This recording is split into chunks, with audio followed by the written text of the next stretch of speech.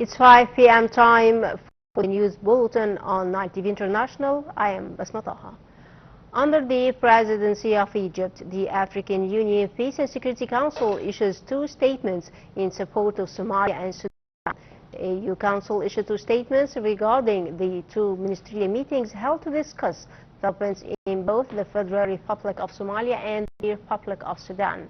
Ministry of Foreign Affairs and International Cooperation stated that the two statements were adopted under the Egyptian presidency of the Council, reflecting Egypt's active role in supporting the African peace and security architecture and its commitment to strengthening joint coordination to address the crises on the continent.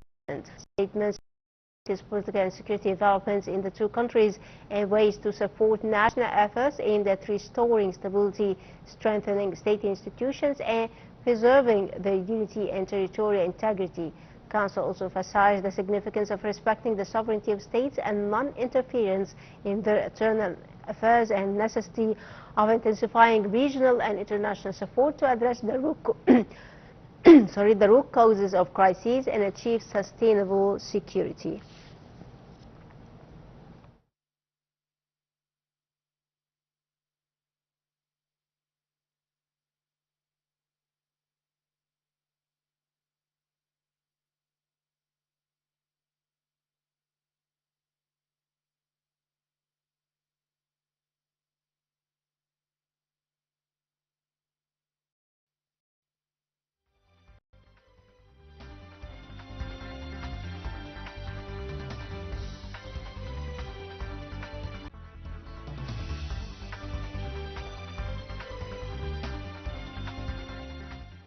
Foreign Minister Badr Abdulati emphasized Egypt's support for efforts to develop the institutional performance of the African Union as it considered a significant step towards enhancing human resources management in the Black Continent. This came during his meeting with Director General of the African Commission Fathallah Sejel Massi on the sidelines of AU summit meetings, as Abdulati expressed Egypt's keenness to benefit from the volunteers program in the AU, as well as providing the Commission with Egyptian qualified to contribute to the various activities in the Union. Abdulati added that it is important to maximize the benefits of the African Union membership in G20 to contribute to strengthening the continent's voice within the international economic platforms, advancing African development priorities, mobilizing necessary funding for mega projects, and also enhancing economic integration and investment on the African continent.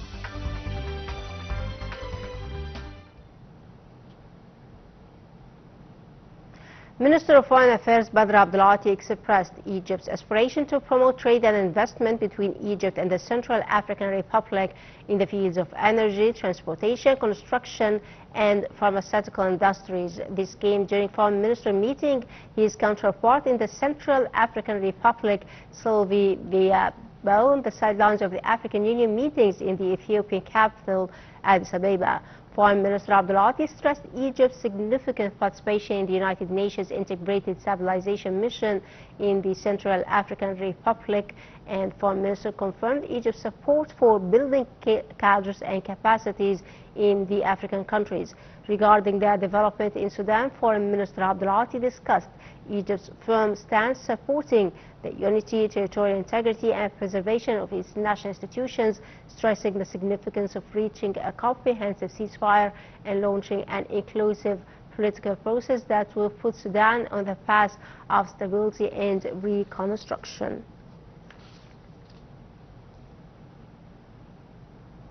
Minister of Foreign Affairs Badr Abdulati affirmed the significance of strengthening coordination in Africa in the fields of achieving food security and supporting agricultural value chains. This came during Abdulati's meeting with the African Union Commissioner for Agriculture, Rural Development, Below Economy and Sustainable Development, Musa Prekat, on the sidelines of the African Union meetings in the Ethiopian capital, Addis Ababa. The Foreign Minister expressed Egypt's readiness to share its national expertise in land reclamation, digital transformation applications in the agriculture sector, and sustainable development to achieve the goals of 2063 agenda.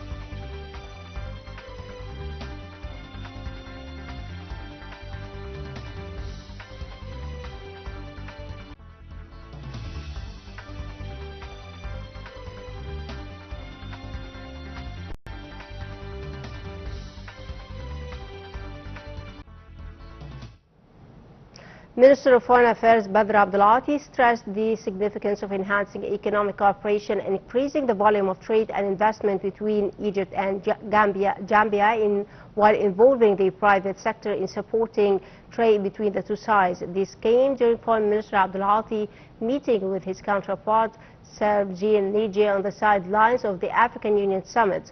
Foreign Minister Abdulati affirmed Egypt's readiness to meet the Gambian side needs in the fields of construction, energy infrastructure, in addition to promoting security and development cooperation. Foreign Minister Abdulati also confirmed Egypt's keenness to continue the implementation of capacity building and training programs and academic cooperation between the University of Gambia and Al-Azhar University in various fields.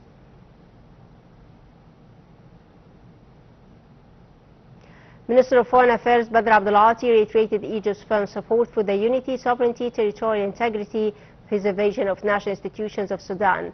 This came during Foreign Minister Abdulati meeting with the British Minister of State for International Development and African Affairs, Jenny Chapman. Meanwhile, Foreign Minister Abdulati asserted the necessity to support the unity and sovereignty of Somalia. He also reviewed the ongoing preparations for the deployment of Egyptian forces within the African Union mission for support and stability in Somalia and Horn of Africa. On her part, the minister stressed the United Kingdom's interest in continuing coordination with Egypt on regional issues, especially in Sudan, Somalia and Sahel region.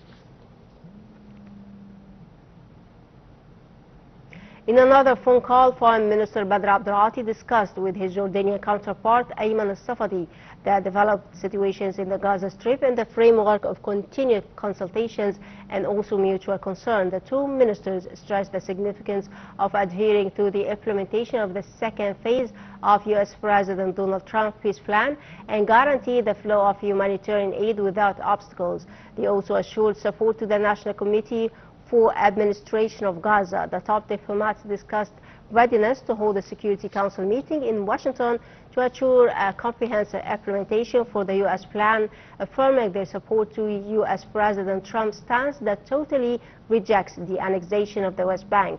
The two ministers also reviewed some regional issues, stressing on the significance of de-escalation in the region through political solutions and coordination among Arab states to confront the current challenges.